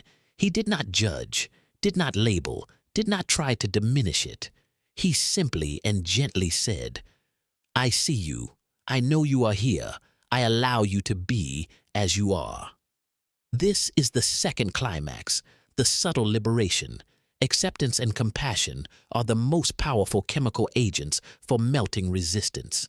When Chico stopped fighting, the psychological tension, the second arrow, immediately vanished. The physical pain, the first arrow, was still there, but it no longer had the power to cause suffering. It transformed from an enemy into a silent friend, a constant reminder of the present moment. Compassion for your own imperfection. Chico's lesson is the foundation for our rest. True compassion is not grand charity toward others, but unconditional acceptance toward your own imperfection. When you feel stressed, sleepless, anxious, or self-critical, the usual reaction is, "I must get rid of this anxiety. I shouldn't feel this way." Resistance. The compassionate reaction is, "Hello, anxiety. I know you are a part of me. You come from a place that wants to protect me, and I accept your presence." Acceptance. When you embrace your suffering with compassion, the pain is no longer an adversary. It becomes a part of the tathata, suchness of the present moment, and it naturally subsides. Rest in the embrace of compassion. Tonight, I invite you, bring the compassion of Zen Master Chico into your rest. Allow your body to sink deeper. Seek out any area in your body that holds tension, a small ache, or a constant stream of thoughts. Breathe in and send a gentle wave of acceptance to that area. Breathe out and whisper, "I see you. I accept you. You don't need to change for me to rest." This is the act of pure love. This is the deepest rest, when you no longer need to fight anything within yourself. Sleep peacefully in the warm embrace of unconditional acceptance. We are delving into the liberating lesson of compassion through the story of Zen Master Chico and his acceptance of chronic pain. The previous chapter taught us that accepting suffering with compassion is the way to melt resistance and end the second arrow. Tonight, I invite you. Breathe in the stillness of a soul ready to face all internal difficulties, not with battle, but with a gentle embrace. Breathe out any judgment of your own imperfections. We will continue Chico's lesson, moving to a more essential truth: the unity between our suffering and the suffering of all beings. This is where personal compassion expands into great enlightenment. Chapter 16. Suffering is unity. Peace comes from seeing you are not alone. The isolation of the struggling ego. Before Chico found compassion for his pain, he lived in a deep isolation. He thought, "Why me? Why must I endure this? I am a Zen master. I should be exempt from suffering like this." His struggle was not only against the pain, it was against the truth of his humanness. His suffering was encased in a shell of self-pity and specialness, that my suffering is the worst, the most unique. This isolation is a subtle form of ignorance, avidya. It makes us believe we are separate from the common flow of life, that we are islands of suffering. And this isolation is the foundation of the stress that prevents the deepest sleep. This is the first climax. The feeling of being alone in suffering is the greatest cause of suffering becoming unbearable. The Bodhisattva's awakening. After Chico let go of his personal resistance, he had a profound awakening. As he embraced his own pain, he realized the truth. The pain he was feeling was not unique. He recognized that millions of others around the world are enduring similar chronic pain. Every being, from the smallest ant to the greatest human, must endure impermanence, loss, and pain. When this realization blossomed, his physical suffering did not vanish, but its meaning changed entirely. His pain was no longer a personal curse. It became a thread linking him to all of humanity. Chico transitioned from a person who suffered to a bodhisattva, one dedicated to enlightenment not just for himself, but for all beings. He silently vowed, "This pain is my constant reminder. I accept it so that I may never forget the suffering of others. My pain is the gift that allows me to understand the pain of all beings." This is the second climax, the ultimate liberation. When personal pain is viewed as an expression of universal suffering, it is automatically cleansed of isolation and self-pity. The unity of the Dharma realm. In Zen and Mahayana philosophy, we speak of the Dharma realm, Fapjoy, the unity of all existence. Your pain is not yours alone. It is a part of the natural flow of life. By accepting it, you are integrating into this vast flow. You are finding connection. Acceptance is not weakness. It is the strength to harmonize with all things. Compassion is not an action. It is the realization that there is no separation. Peace comes when you realize that you are not alone in your suffering. Everyone suffers. When you bring compassion to yourself, you simultaneously bring compassion to the entire world. Rest in deep connection. Tonight, I invite you. Bring the awakening of Zen Master Chico into your rest. If you are feeling any anxiety, tension, or loneliness, remember, this feeling is not unique to you. It is part of the common human experience. Breathe in, acknowledging your imperfection and suffering. Breathe out and extend compassion to yourself and to everyone else who is experiencing similar feelings. Allow your body to sink deeper in the safety of connection. You no longer have to fight alone. Rest comes when you realize you are a part of the Dharma realm, and your peace is the peace of the entire universe.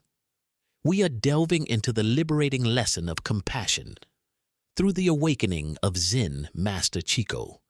The previous chapter taught us that our suffering is not unique, but the thread that connects us to all sentient beings.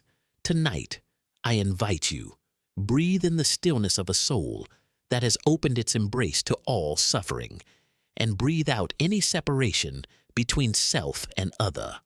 We will take this lesson of compassion into a final and powerful practice, Tonglen meditation, transforming our own pain into liberation. This is the act of a bodhisattva, a courageous spiritual warrior. Chapter 17. The Tonglen Method. The courage to embrace suffering.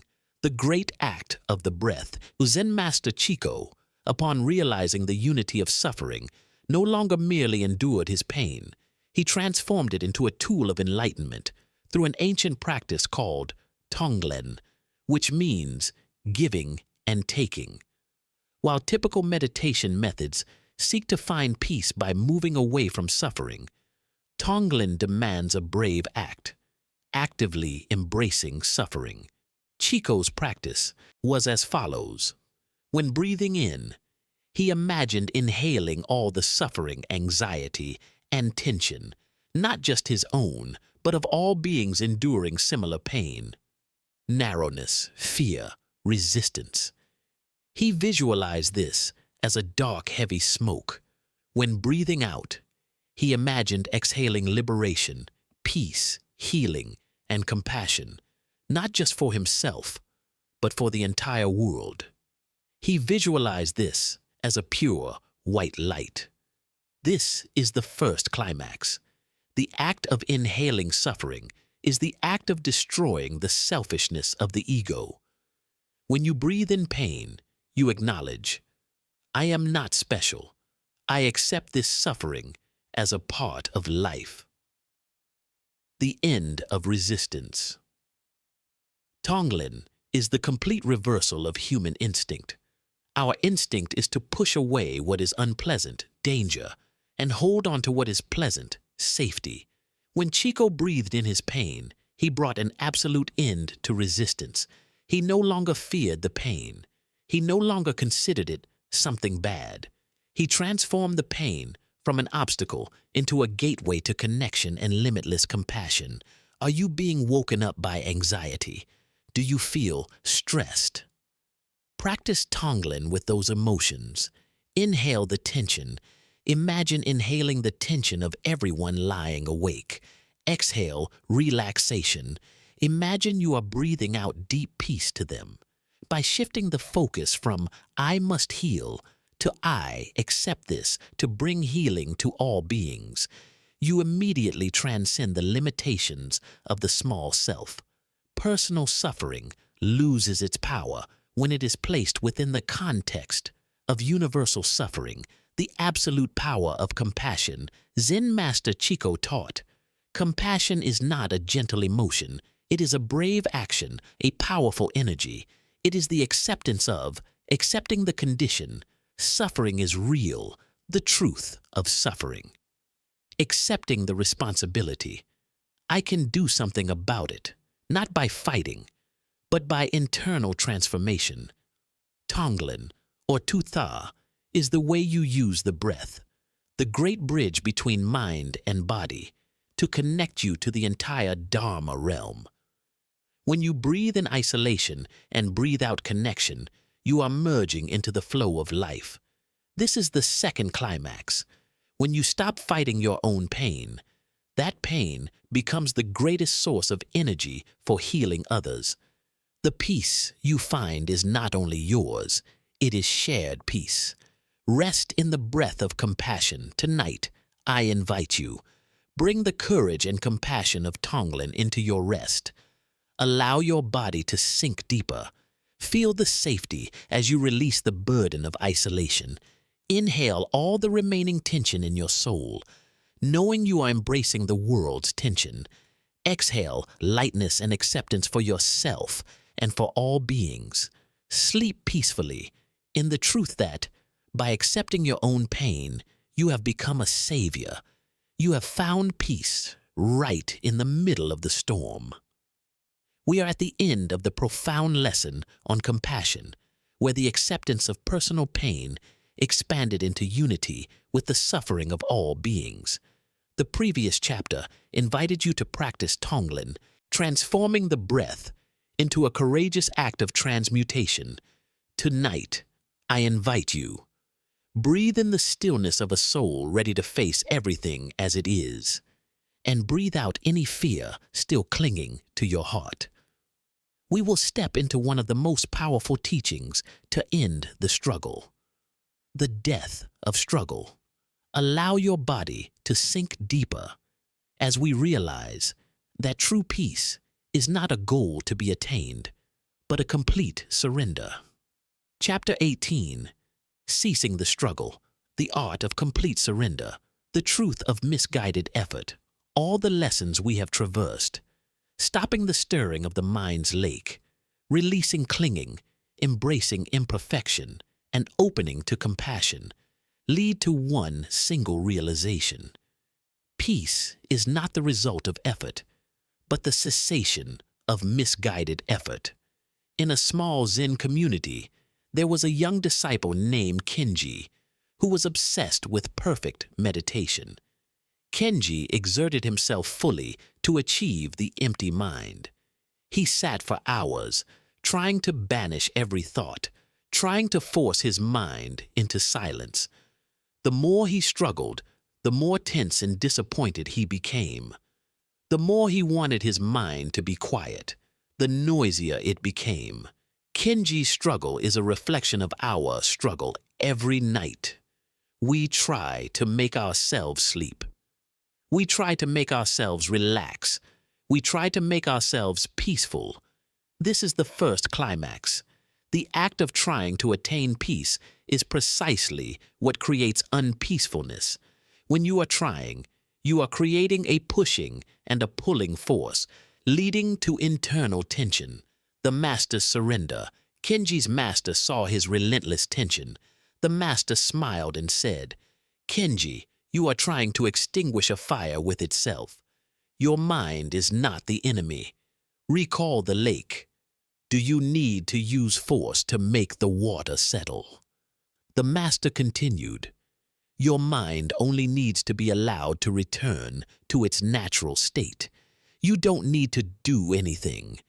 You only need to stop doing what is causing the agitation." The master invited Kenji to practice radical surrender. Release the goal.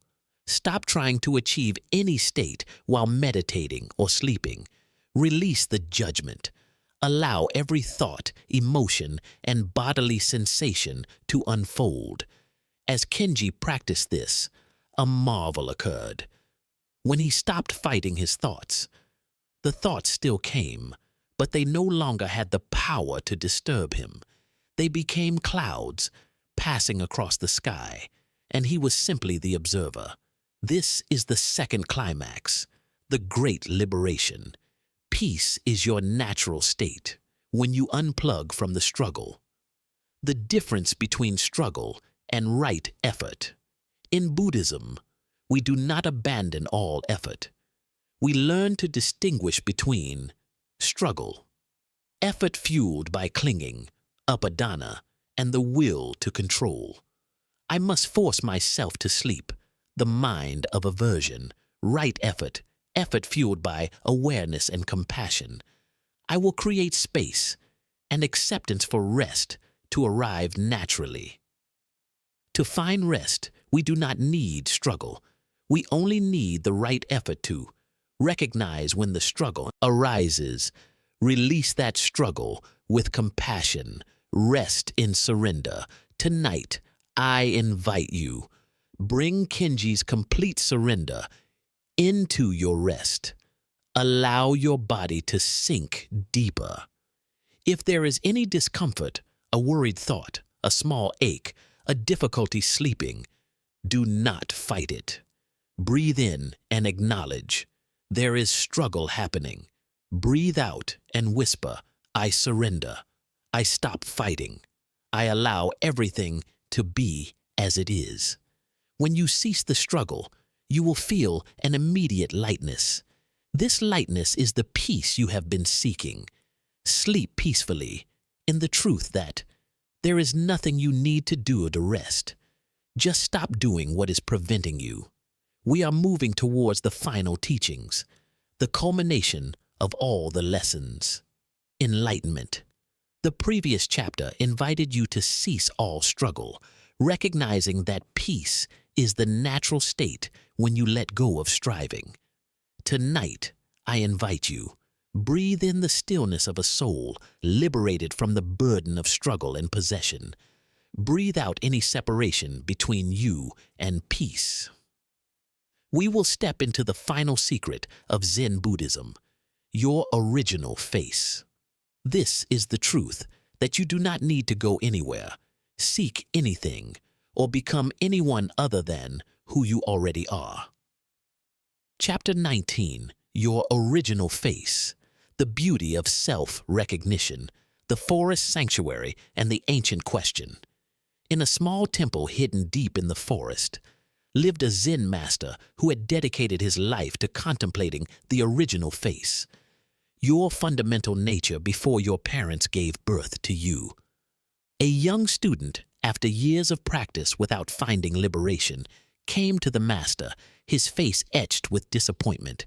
He asked, "Master, I have meditated.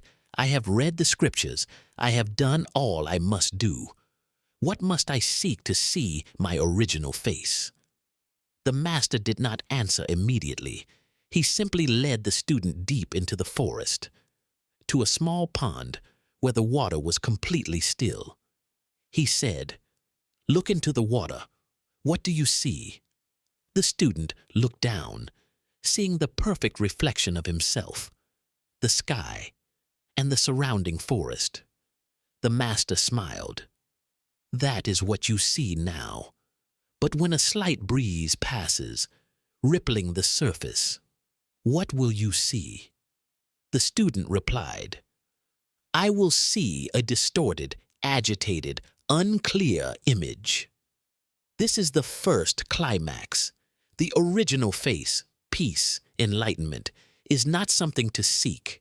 It is something to reveal by removing the agitation, the peace that was always there.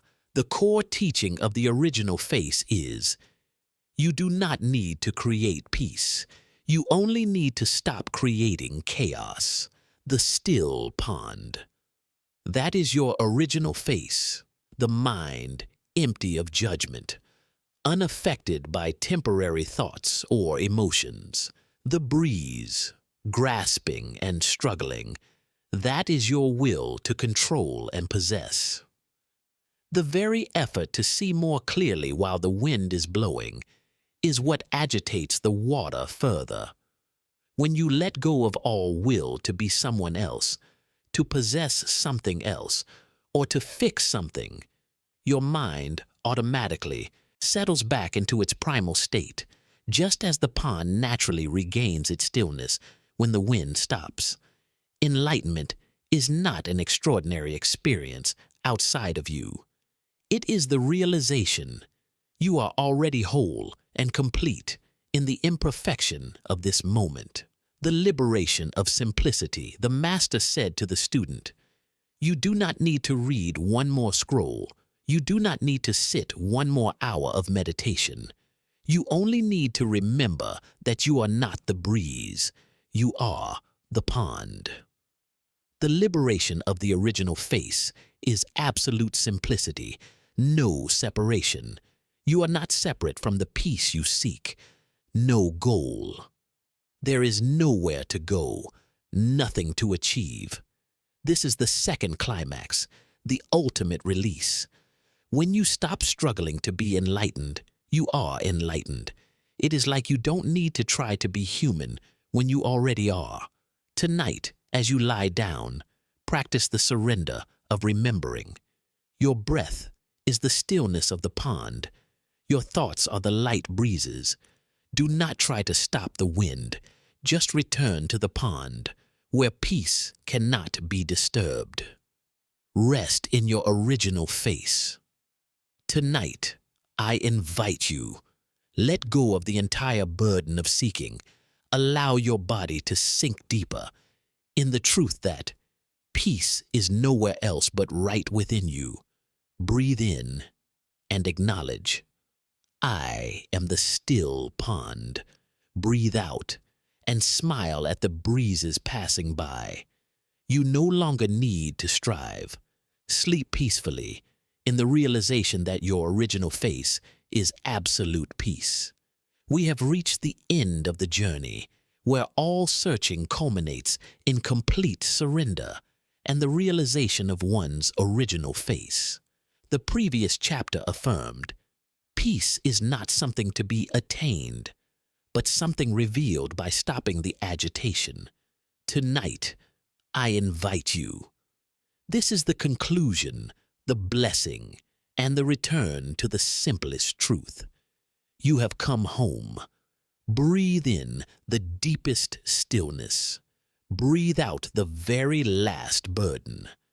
Allow your body to sink one rhythm deeper into the support of the bed, completely giving way. Chapter 20. Conclusion. The middle way and authentic peace. The path between two extremes, the middle way. All the teachings we have explored together, from Kosen's story to Jiro's liberation and Chico's compassion, point to one single path, the middle way. The middle way is the path between two extremes, the subtle balance that the Buddha Shakyamuni attained. No clinging, not trying to hold on to or possess anything. Joy, perfection, possessions. No resistance, not trying to push away or fight anything. Pain, imperfection, loss. The middle way is completely accepting everything unfolding in the present moment, without judgment or the attempt to control. This is the first climax. The path to the deepest rest is not forcing sleep, but completely accepting your current state, whether awake, anxious, or peaceful. This acceptance in itself is liberation. Wisdom operates in stillness. Recall the metaphor of the pond. When you struggle to sleep, you are stirring the pond, causing anxiety. When you surrender completely, you are allowing the pond to settle on its own. Wisdom and peace are not something you create after a strenuous course. They are what naturally blossom in the stillness of the mind. Just as water finds its own level, your mind will find its own peace when you stop interfering. The peace you seek requires no effort whatsoever. It only requires your permission. Nothing is ever lost. Before we sink into the final rest, listen to this gentle reminder. Everything you have found on this journey cannot be lost. Your compassion cannot be stolen. Your capacity for appreciation cannot be burned. Your original face cannot be forgotten. Like the moonlight reflecting in the pond, your Buddha nature has been quietly shining all along, just waiting for the ripples of mental activity to subside. In this stillness, you remember what the ancients called your original face, pure awareness. Existing before you learned to think, you were separate from the whole of life. The peace you have touched through these stories is always available, always awaiting your return. Rest in ultimate simplicity. Tonight, I invite you. Completely let go. Surrender, even the idea of surrender. Allow your body to sink fully into rest, knowing that wisdom operates best in stillness. Let your breath slow and deepen naturally.